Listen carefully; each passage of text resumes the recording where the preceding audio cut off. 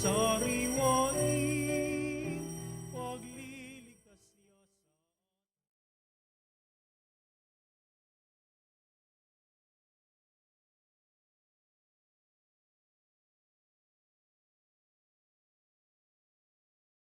sa ng Ama at ng Anak at ng Espiritu Santo. Amen. Sumainyo ang Panginoon. At sumainyo rin. At mga kapanalig, sama-sama tayong magdiwang sa ating banal na piking.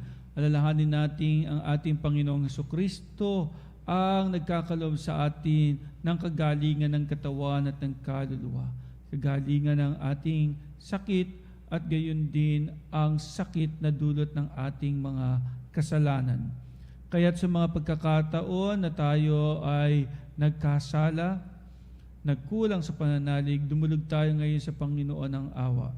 Inaamin ko Sa makapangyarihang Diyos at sa inyong mga kapatid, na lubha akong nagkasala sa isip, sa salita at sa gawa, at sa aking pagkukulang. Kaya isinasamo ko sa mahal na Birheng Maria, sa lahat ng mga anghel at mga banal, at sa inyong mga kapatid, na ako'y panalangin sa Panginoong ating Diyos. Kaawaan tayo ng makapangyarihang Diyos, patawarin tayo sa ating mga kasalanan at patubayan tayo sa buhay na walang hanggan. Amen. Panginoon, kaawaan mo kami. Panginoon, kaawaan mo kami. Kristo, kaawaan mo kami. Kristo, kaawaan mo kami. Panginoon, kaawaan mo kami. Panginoon, kaawaan mo kami. Manalangin tayo. Ama naming makapangyarihan, ang iyong dumadalanging sambayanan ay matapat mo nawang lingapit subaybayan upang makita namin ang dapat gampanan at para rito'y magkaroon kami ng kakayanan sa pamamagitan ni Hesukristo kasama ng Espiritu Santo magpasawalang hanggan. Amen.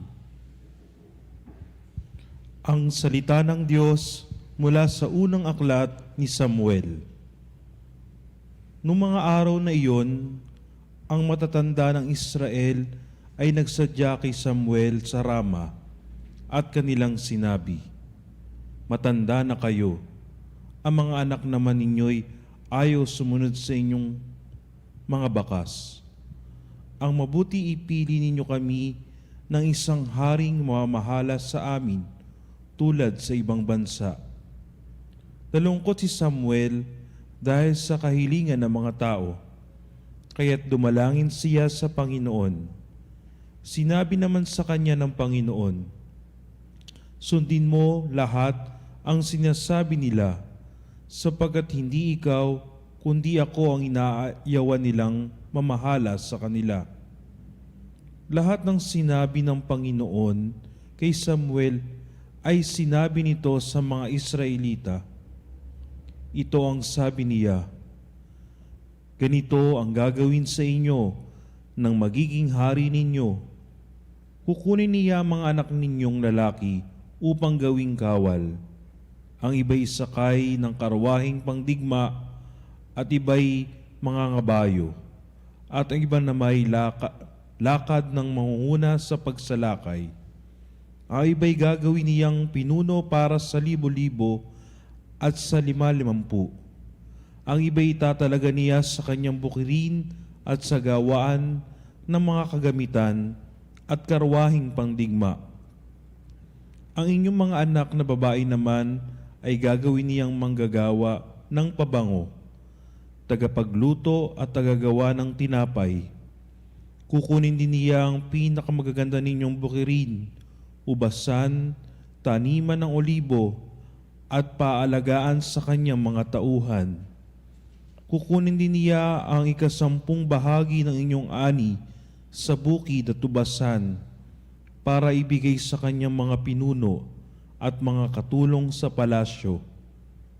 Kukunin niya pati ang inyong mga alila, babae at lalaki, ang pinakamagaganda ninyong baka, kabayo at asno. Kukunin din ang inyong kawan at kayo'y gagawin niyang alipin.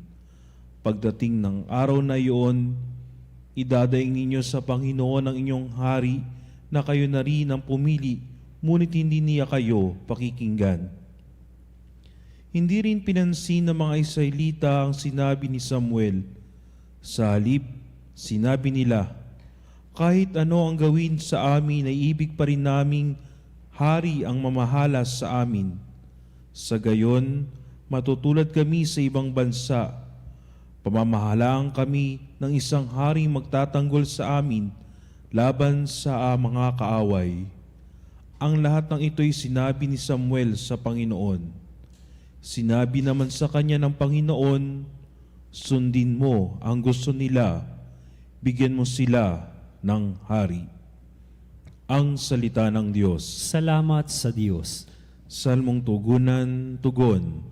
Pag-ibig mong walang maliw ay lagi kong sasambitin. Pag-ibig mong walang maliw ay lagi kong sasambitin. Mapalad ang taong sa sayo'y sumasamba. Sa pagsamba nila'y inaawitan ka at pag-ibig mo'y namumuhay sila. Sa buong maghapon, ika'y pinupuri, ang katarungan mo'y siyang sinasabi. Pag-ibig mong walang maliw ay lagi kong sasambitin. Ang tagumpay namin na iyong kaloob, dahilan sa iyong kagandaang loob. Pagkat pinili mo iyong hari namin, kaloob mo ito, banal ng Israel. Pag-ibig mong walang maliw ay lagi kong sasambitin. Alleluia, Alleluia, Ikaw, Panginoon, ang siyang daan, ang buhay at ang katotohanan. Alleluia.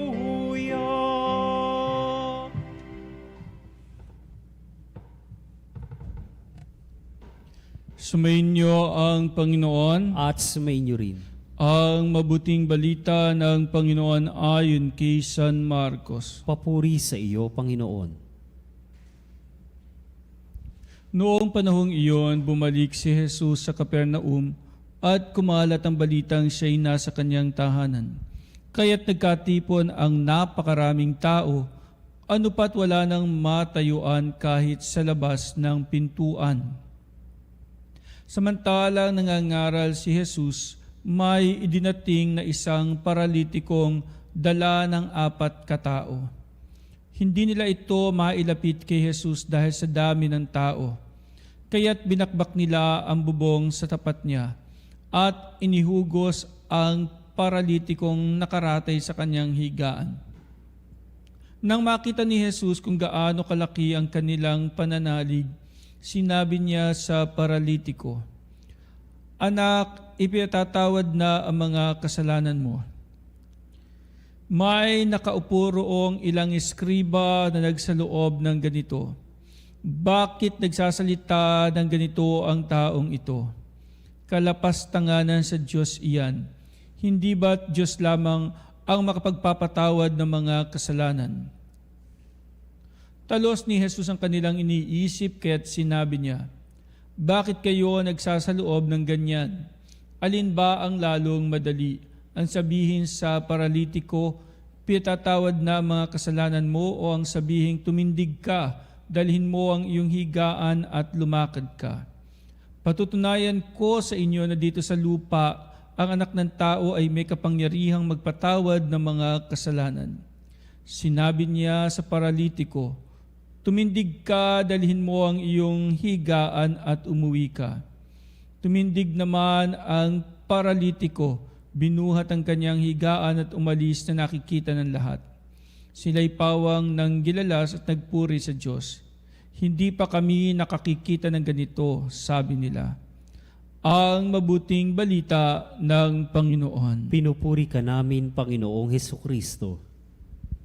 At mga kapanalig, kung sa unang pagbasa ay naghahangad yung mga tao ng hari, hari na makamundo, hari na mamumuno para sa digmaan, para sila'y pamahalaan, para sa pangalakal, naghahanap sila ng hari na future na magiging corrupt na hari.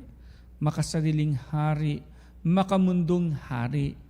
Pero pagdating sa ating ebanghelyo ngayon, ipinakikita yung katangian ng isang mabuting hari.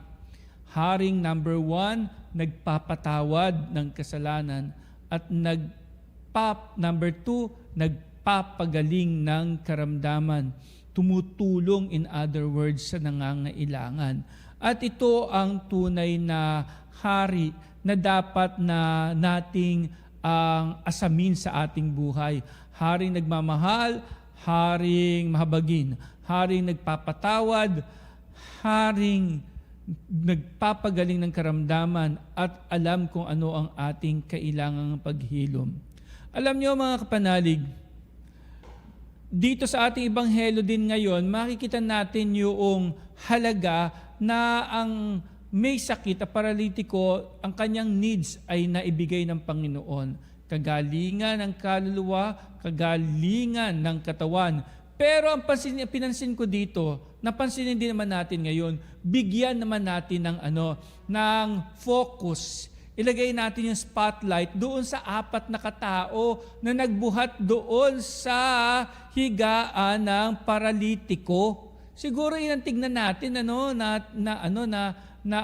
unsung hero dito. Ang di natin nakikita is that merong 4 na kataong nagdala doon sa paralitiko para masiguro nilang madadala nila kay Jesus. Hindi nila madala kasi ang dami-daming tao, parang Quiapo. Parang Quiapo. Ganun, dami-daming mga tao, wala kang nagsisiksikan, wala na silang madaanan. Kaya ang ginawa ng 4 na katao, sa kagustuhan nilang gumaling yung paralitiko, na kung ano man ang kanilang relasyon dito, ay gustong-gusto nilang gumaling itong paralitiko. Kaya yung 4 na kataong ito, nagbutas ng bubong at doon idinaan ang paralitiko. At nakita ni Jesus ang laki ng pananalig ng mga taong ito na mapapagaling ang paralitiko. So that's number 1. Number 1, gumawa sila ng paraan para mailapit kay Jesus ang paralitiko. Number 2, yung kanilang pananalig na gagaling ang kanilang kasamang paralitiko. Nakita ni Jesus yung grabing pananalig na iyon. Alam po ninyo, kuminsan ang akala natin ang nahihirapat, nasasaktan lang yung may sakit. Alam ninyo, minsan, hindi lang minsan, parang andalas, di ko na malaman kung ilang ulit ko nang narinig yung ganito sa kumpisal. Father, nag-aalaga po ako na may sakit. Palagi po akong sinisigawan ni inang, kuminsan naman ni amang. Palagi po akong sinisigawan, ako na nga lang nagtsatsagang mag-alaga sa kanya. Sinisigaw-sigawan pa ako, Father. Minumura nga po ako, kaya nga po ako nangungumpisal ngayon kasi nakaramdam ako ng galit. Naibalik ko yung murang iyon, pabulong sa kanya. Namurahin niya ako sa isipan, sa puso ko, at sa aking pagbulong. Namura ko din tuloy siya. Kaya, Father, kuminsan kasi hindi niya naiintindihan, nahihirapan na din naman ako. Biruin mo, Father. May binili lang ako sandali at napakwento lang ako sandali sa tindahan. Pag uwi ko, galit na si inang at sabi sa akin ba't mo ako iniiwanang mag-isa? Hindi mo man lamang may sakit ako, paano kung bigla ako i-atake nang wala ka? Hindi mo man lamang nailip ko anong kalagayan ko? Ang sarap ng buhay mo. Nakakalayas ka kung kailan mo gusto, samantalang ako nasa higaan. Naku, sabi sa akin na nag-aalaga, Father, hindi ako nakakalaya. Simula nung alagaan ko siya. Lumalabas lang ako pag bibili ko ng kanyang gamot tsaka ng kanyang kakainin. Pero Father, matagal na po ako hindi nakakapamasyal. Matagal ko na po hindi nakikita yung iba't ibang magagandang lugar na pinupunta namin noon. Hindi ako nakakasama sa mga kapatid ko dahil ako nga nag-aalaga sa kanya. Kung siya nakatali sa loob ng bahay, ako din nakatali din. Hindi ba naiintindihan ni inang? Hindi ba naiintindihan ni amang na nakatali din ako at nakakulong din ako sa bahay tulad nila? Ayun. Ito ang mas masakit pa na katotohanan dyan. Naalala ko may isang nagkwento sa akin. Kasi po, patay na po si inang. 5 taon ko siyang inalagaan. Hindi po ako lumalabas ng bahay dahil gusto ko nga maalagaan siya. Kahit hirap na hirap ako, kahit sinisigawan niya ako, kahit namumuran niya ako, inaalagaan ko siya. Nasanay na po ako na araw-araw kami magkasama. Ngayon wala na siya. Buti pa siya, masaya na siya sa langit. Iniwan na po niya ako nag-iisa ngayon sa bahay. Nasanay na po ako ngayon siya ang kasama ko, ngayon wala na siya. Siya masaya na sa langit. Ako, give up ko na po ang halos lahat sa buhay ko para sa kanya. At ngayon nag-iisa na lang ako. Kaya siya naiiyak-iyak. Dahil nga sa ang feeling niya ngayon, nag-iisa na lang siya lalo sa buhay. Noon kasama pa niya ang kanyang ina. Ngayon, wala na. But anyway, ang gusto ko lang pong sabihin ay ito. Hangang-hanga po ako sa inyong mga nakikinig ngayon na nag-aalaga sa may sakit. Hindi po kuminsan nakikita na may sakit yung nahihirapan din kayo, yung napapagod din kayo, yung nalulungkot din kayo. Yung katulad nila ay nararamdaman mo rin nakakulong ka lang sa loob ng bahay o ng kwarto para lamang maalagaan ng inyong mahal sa buhay na may sakit. And I know na sa programang ito, sa misang ito at sa programang Healing Touch o di kaya buong maghapon sa Veritas, kilala din po ako noong nag-aalaga ng may sakit. In other words, sa mga may sakit na nandyan din po ngayon na nakikinig sa atin at nakatutok, gusto ko lang po unawain nyo rin sila kung minsan kung sinasabi na sila yung medyo pagod na at kung minsan ay hindi na lang sila kumikibo dahil ayaw nilang sagutin kayo. Kaya mga kapanalig, sana bigyan natin ng tuon yung 4 na kataong nagdala sa paralitiko kay Jesus. Maraming salamat sa lahat ng mga tao na tulad ni Jesus. Kayo din ay hari. Hari ng pagmamahal at paglilingkod sa nangangailangan. Amen.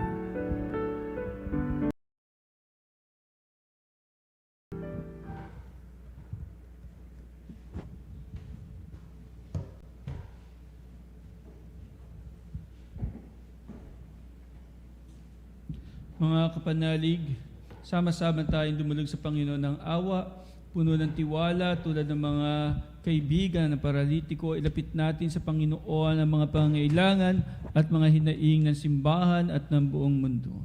Ating itugon, Panginoon, dinggin mo ang aming panalangin. Panginoon, dinggin mo ang aming panalangin. Ang simbahan naway gabayan ng Espiritu Santo sa kanyang pagsasagawa ng misyon ni Kristo na ipahayag ang kapatawaran ng mga kasalanan sa lahat ng mga naghahangad ng awa ng Diyos. Manalangin tayo sa Panginoon. Panginoon, dinggin mo ang aming panalangin. Ang kapayapaan sa puso ng mga lalaki at mga babae, naway itaguyod nating lahat sa pamagitan ng ating pagiging handang magpatawad at kalimutan ang mga nagawang pagkakamali. Manalangin tayo sa Panginoon. Panginoon, dinggin mo ang aming panalangin. Tayong lahat naway maging handang dalhin si Kristo, lalo na sa mga taong nawasak ang buhay ng mapait na karanasan. Manalangin tayo sa Panginoon. Panginoon, dinggin mo ang aming panalangin. Ang mga may sakit at mga may kapansanan, naway patuloy na umasa at magtiwala sa Diyos na walang hinangad kundi kagalingan at ang pagiging buo ng bawat isa. Manalangin tayo sa Panginoon. Panginoon, dinggin mo ang aming panalangin. Ang ating mga yumaong kapatid naway magkaroon ng kaganapan ng buhay sa langit. Manalangin tayo sa Panginoon. Panginoon, dinggin mo ang aming panalangin. Ang mga mahabagin, dinggin ang aming panalangin at kahilingan sa pamamagitan ng aming Panginoong Hesukristo, kasama ng Espiritu Santo, magpasawalang hanggan. Amen.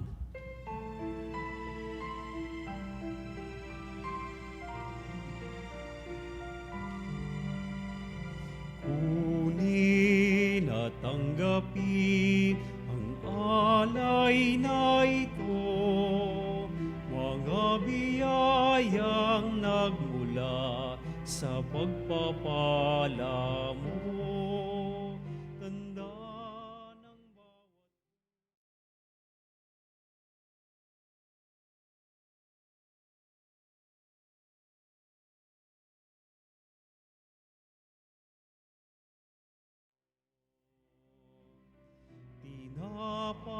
tunay na nagmula sa butil ng trigo, pagkain nagbibigay ng buhay mo, at alak na nagmula sa isang tangkay na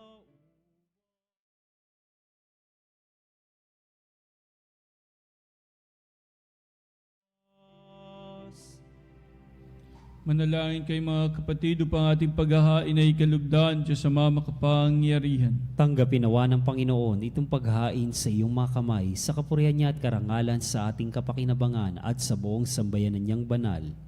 Ama naming lumikha, ang paghahain ito ngayong paunlakan, pakundangan dito mapasa amin nawa ang iyong kabanalan at ang masugid namin dalangin ay iyong pagbigyan sa pamamagitan ni Hesus Kristo kasama ng Espiritu Santo magpasawalang hanggan. Amen. Sumayin niyo ang Panginoon. At sumayin niyo rin. Itaas sa Diyos ang inyong puso at diwa. Itinaas na namin sa Panginoon. Pasalamatan natin ang Panginoong ating Diyos. Marapat na siya'y pasalamatan. Ama naming makapangyarihan, tunay ngang marapat na ikaw ay aming pasalamatan. Sa iyong paglingap at kagandang loob, ang tao'y nilikha mo't piyangasiwa sa sansinukob. Sa hangad mong siya'y wasong lubos, siya'y pinagdusa mo sa kanyang pagtalikod. Sa iyong paggiliw, iyong pinahintulot na makabalik siya sa pamamagitan ni Kristo Jesus. Kaya kaisa ng mga anghel nagsisiawit ng papuri sa iyo na walang humpay sa kalangitan, kami nagbubunyi sa iyong kadakilaan.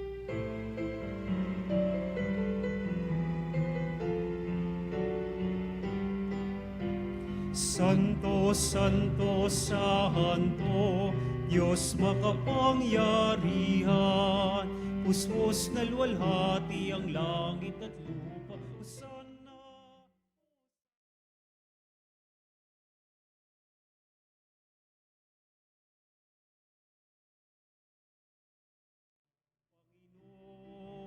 Hosanna, Hosanna sa kaitaasan. Hosanna, Hosanna sa kaitaasan.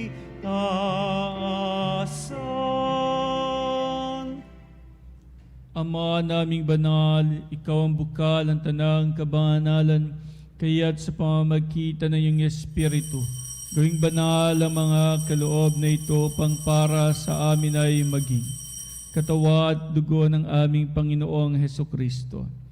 Bago niya pinagtiisan kusang loob na maging handog, hinawakan niya ang tinapay, pinasalamatan kanya. Pinaghati-hati niya iyon, iniabot sa kanyang mga alagad at sinabi, "Tanggapin ninyong lahat ito at kanin.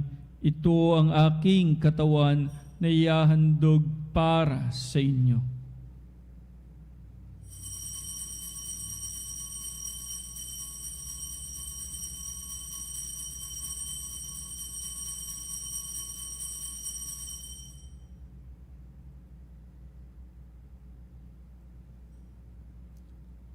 Gayon din naman, matapos ang hapunan, hinawakan niya ang kalis, muli kanyang pinasalamatan. Iniabot niya ang kalis sa kanyang mga alagad at sinabi, "Tanggapin ninyong lahat ito at inumin. Ito ang kalis ng aking dugo, ng bago at walang hanggang tipan. Ang aking dugo na ibubuhos para sa inyo at para sa lahat, sa ikapagpapatawad ng mga kasalanan. Gawin ninyo ito sa pag-alala sa akin."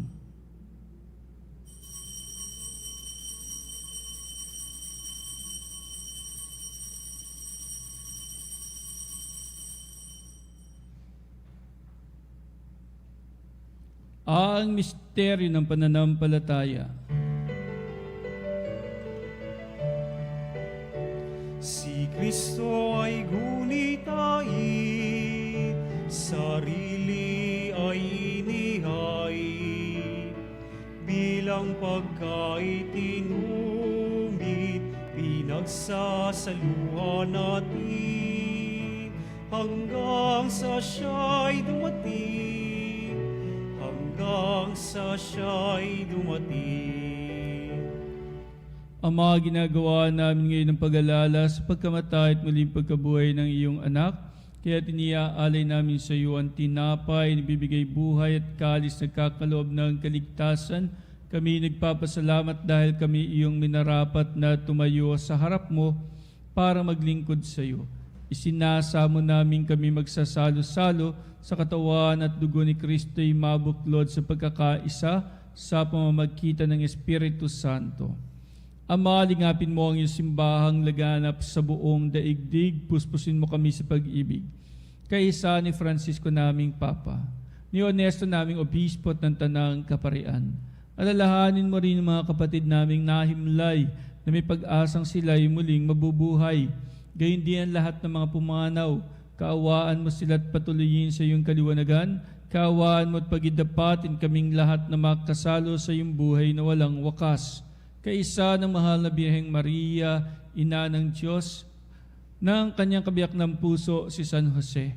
Kaisa ng mga apostol at ng lahat ng mga banal na namuhay dito sa daigdig ng kalugod-lugod sa iyo, may pagdiwang nawa namin ang pagpupuri sa ikararangal mo sa pamamagitan ng iyong anak na aming Panginoong Hesukristo.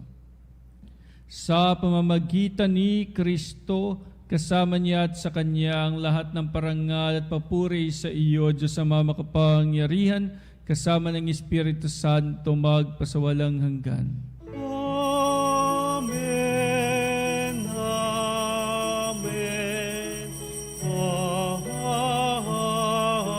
Amen.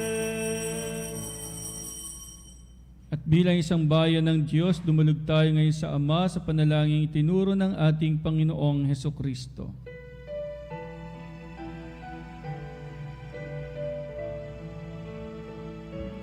Ama namin, sumasalangit ka, sambahin ang ngalan mo, mapasa amin ang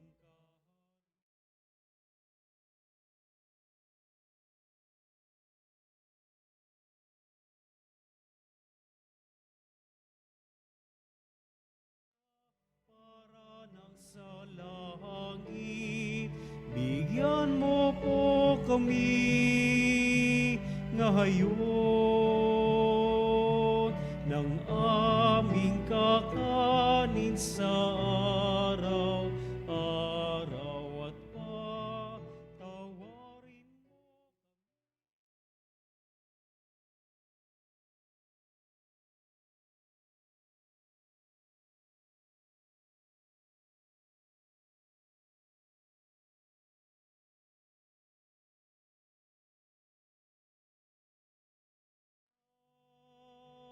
Sa amin, at huwag mo kaming ipahintulot sa tukso,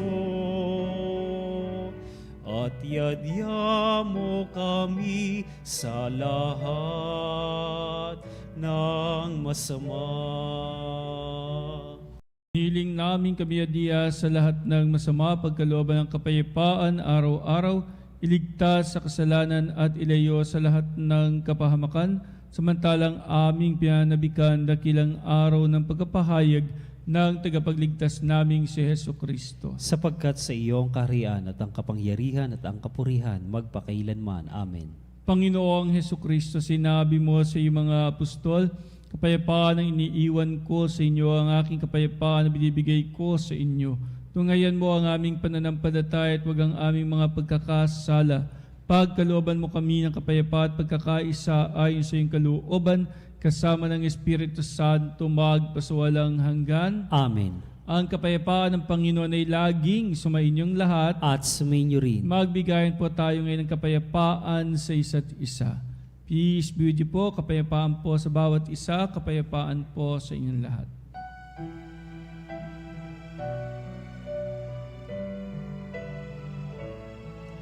Kordero ng Diyos na nagalis ng mga kasalanan ng sanlibutan, maawa ka sa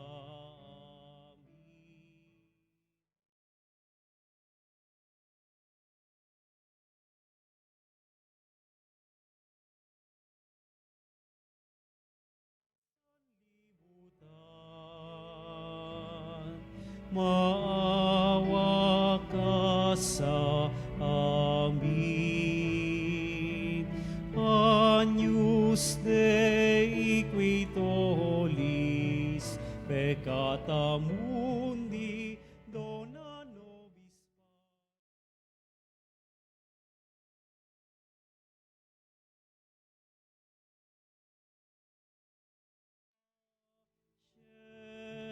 pacem. Mga kapanalig, narito ang ating Panginoong Heso Kristo, ang Kordero ng Diyos, nag-aalis ng mga kasalanan ng sanlibutan.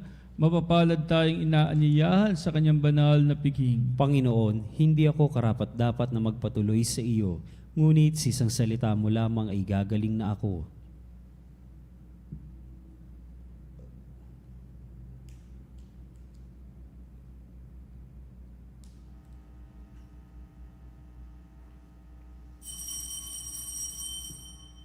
Mga kapanalig, ating dasalin ang komunyong espiritual. O Jesus, nananalig ako sa pananahan mo sa kabanal-banalang sakramento. Minamahal kita higit sa lahat at hangad ka ng aking kaluluwa. Hindi ko man matatanggap ngayon ang iyong katawan at dugo, inaasahan ko na patuloy kang mamumuhay sa aking puso. Naniniwala ako na narito ka at kaisa ka ng aking buong pagkatao. Huwag mong ipahintulot na mawalay ako sa iyo. Amen. Panalangin sa Birhen ng Katotohanan. O Birhen ng Katotohanan, Ina ni Jesus.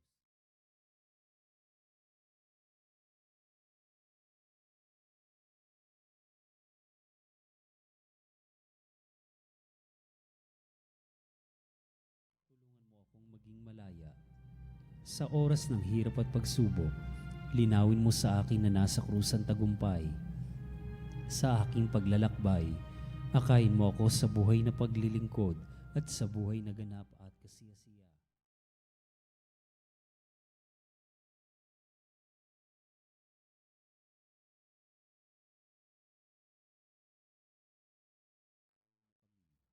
O Jesus, ikaw ang daan, ikaw ang katotohanan, at ikaw ang buhay.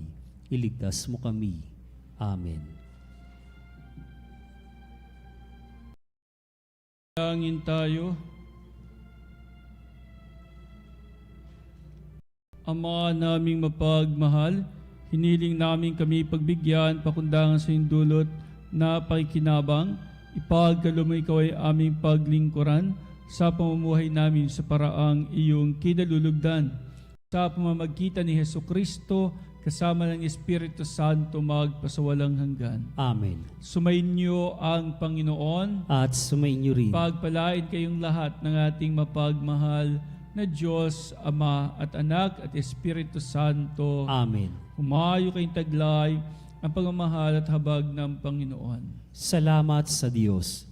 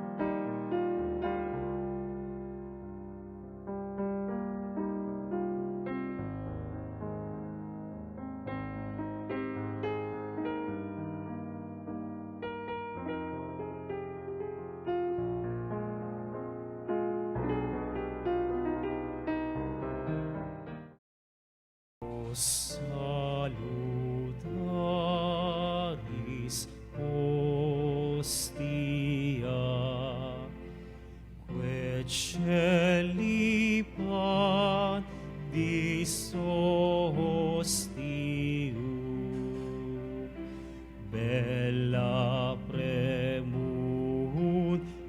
Hostilia, naro urfer auxilium,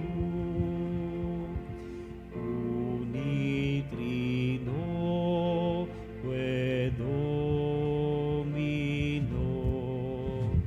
sit sempiter na gloria, qui vitam sine termino, nobis non et in patria. Amen. Mga kapanalig, bilang isang bayang tinawag ng Ama kay Hesukristo na pinagbuklod sa isang katawan, tayo manikluhod at sumamba sa Panginoong Hesukristo sa kabanal-banalang sakramento sa altar. Sa sandaling ito ng pagpupuri at pagsamba sa banal na sakramento, palalahanin natin ang ating mga kapanalig na kasama natin ngayong nakikinig at nakasubaybay sa ating himpilan. Lalong higit ang ating mga may sakit at ang mga nakaratay sa banig ng karamdaman, ang mga nasa pagamutan at kanilang tahanan, at ang lahat na tanging sa Diyos lamang umaasa ng kagalingan. Gayon din panalangin natin ang mga nanghihina sa kanilang pananampalataya, ang mga nakararanas sa matinding kalungkutan, takot at pangamba, ang mga nawawala ng pag-asa at lakas ng loob. O Diyos, halina't kami tulungan. O Panginoon, magbadali ka sa iyong pagdamay. Papuri sa Ama at sa Anak at sa Espiritu Santo. Kapara noong unang ngayon at magpasawalang hanggan. Amen. Purihin ang makapangyarihang Ama na nagsugo sa kanyang bugtong na anak upang tayo'y maipagkasundo sa Kanya. Pinupuri ka namin ngayon at kailanman. Purihin ang Panginoong Hesukristo, ang Kordero ng Diyos, na nag-alay ng kanyang katawan at dugo bilang pagtubos sa sala ng tanan. Pinupuri ka namin ngayon at kailanman. Purihin ang banal na Espiritu, ang Panginoong nagpapabanal at pumupuspos at nagbibigay kagalingan sa lahat. Pinupuri ka namin ngayon at kailanman.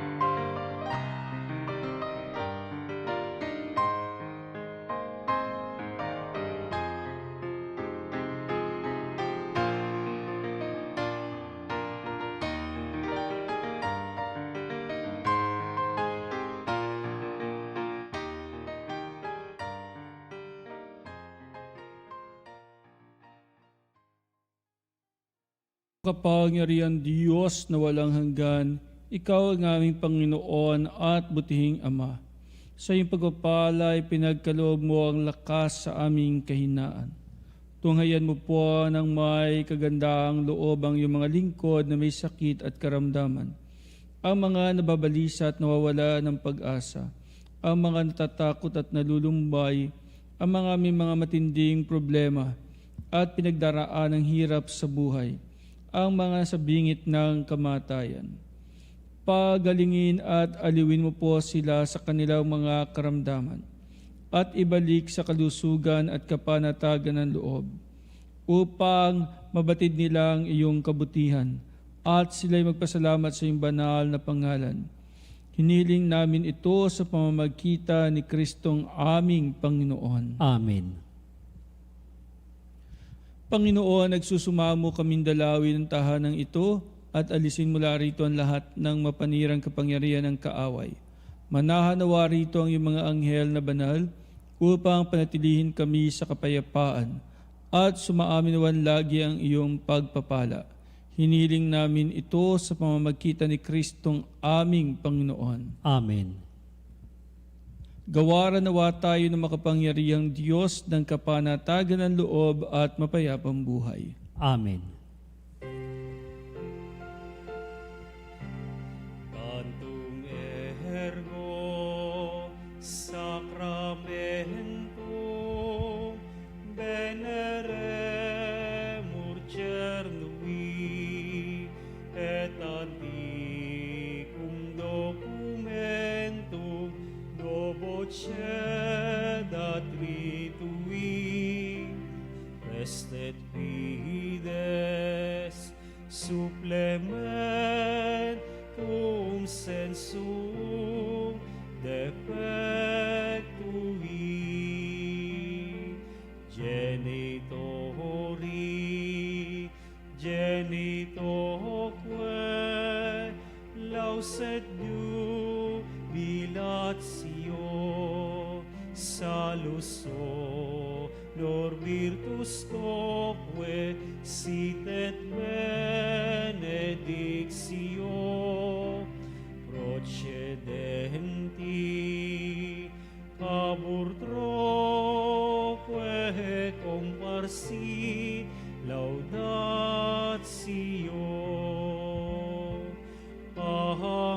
Amen. Amen. Pane de cielo, prestitis eis. Omne delectamentum in se habente. Oremus. Deus qui nobis sub sacramento mirabili, passiones tuae memoriam reliquisti, tribe quesumus, itanus corporis et sanguinis tui sacra mysteria venerari, ut redemptiones tuae fructum in nobis, iugite sentiamus, qui vivis et regnas in saecula saeculorum. Amen.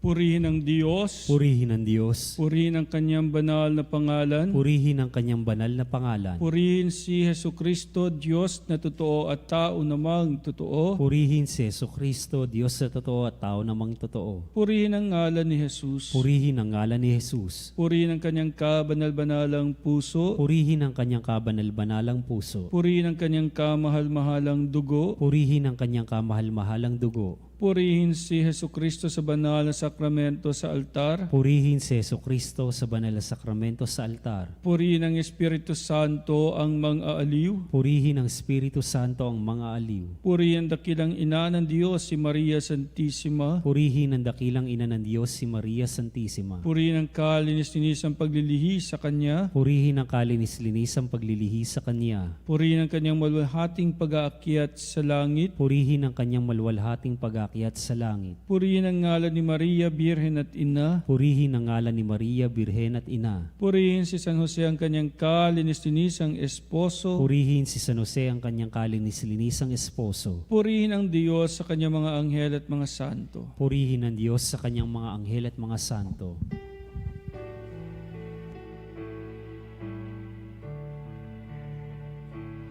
O Sacrament most holy, O Sacrament divine, all praise and all thanksgiving